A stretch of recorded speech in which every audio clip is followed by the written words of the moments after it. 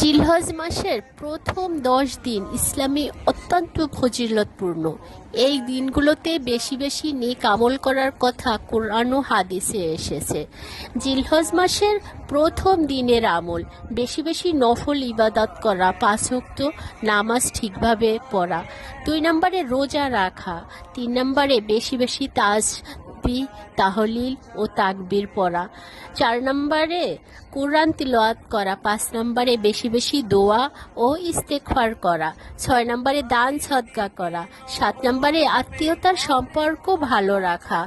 8 নম্বরে কুরবানি করার নিয়ত থাকলে যারা কুরবানি করবেন তারা জিলহজ মাসের শুরু হওয়ার পর কুরবানির আগ পর্যন্ত চুল নখ না কাটা।